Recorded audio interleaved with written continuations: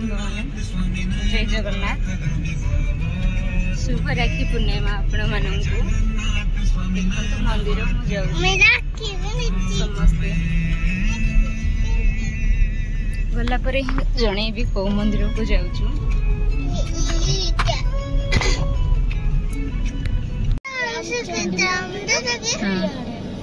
एबे पहुँचलु देखु रामचंडी मंदिर दक्षिणेश्वर मंदिर शरण श्रीक्षेत्र मंदिर एडे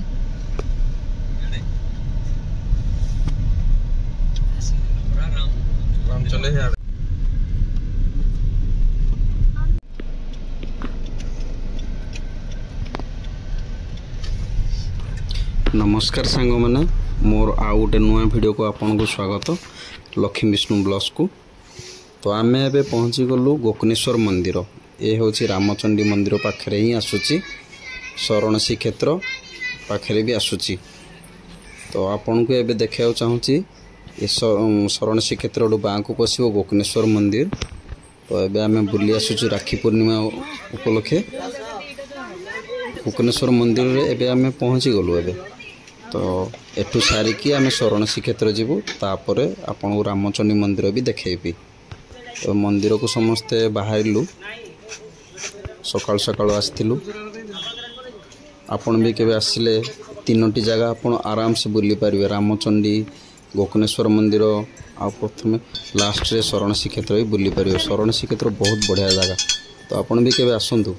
तो प्रथमे एबे आमे गोकर्णेश्वर मंदिर को बाहरिलु राधा डुडू आउ तार माउसी भी साथी अच्छी। तो एबे आमे चलंतु प्रथमे भोलानाथ दर्शन करिबा। प्रथमे अछंदी गणेश मूर्ति गणेश ठाकुर आग प्रथमे रखा है मंदिर प्रथमे गणेश को दर्शन करके दीपटी लगे आमे भितर को जीवु।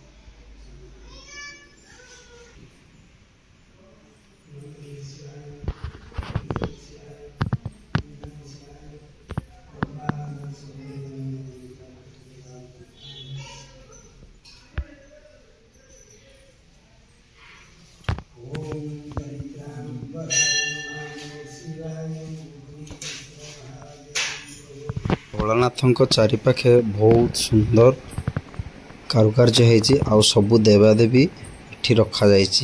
ତ ଆପଣ ଦେଖନ୍ତୁ ମନ୍ଦିରର ଚାରିପାଖେ ବହୁତ ସୁନ୍ଦର ସୁନ୍ଦର କାରୁକାର୍ଯ୍ୟ ହେଇଛି। ସବୁ ଭଗବାନ ଏଠି ଅଛନ୍ତି। ମନ୍ଦିରର ଚାରିପାଖେ ସବୁ ଠାକୁର ଅଛନ୍ତି। ଇଏ ବାବା ଦେବୀ, ଶ୍ରୀ ତ୍ରିନାଥ ଠାକୁର, ତ ରାଧାକୃଷ୍ଣ, ଟ୍ରେଲେ କାଳିମା, ଏହାପରେ ଆସିଗଲେ ଇଏ ସବୁ ଠାକୁର ଏଠି ଅଛନ୍ତି।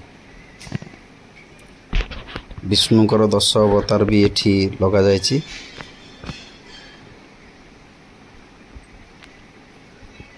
ମନ୍ଦିରଟି ବହୁତ ସୁନ୍ଦର ଲାଗୁଛି। ଆପଣ ବି କେବେ ଆସନ୍ତୁ। ଏ ଢେଙ୍କାନାଳ ଡିଷ୍ଟ୍ରିକ୍ଟରେ ଆସୁଛି। ଢେଙ୍କାନାଳଠୁ 35-40 କିଲୋମିଟର ପଡ଼ିବ। ଗୁଡ଼ିଆଘାଟିନ ଛକ ପରେ ନାଧେରା ଛକ ପଡ଼ିବ। ନାଧେରାରୁ ଆପଣ ଢେଙ୍କାନାଳ ସାଇଡ଼ରୁ ଆସିଲେ ଡାହାଣକୁ ପଶିବେ, ଅନୁଗୁଳ ପାଖରୁ ଆସିଲେ ବାଁକୁ ପଶିବେ। ନାଧେରା ଗାଁ ପାଖରୁ 3 କିଲୋମିଟର ପଡ଼ିବ।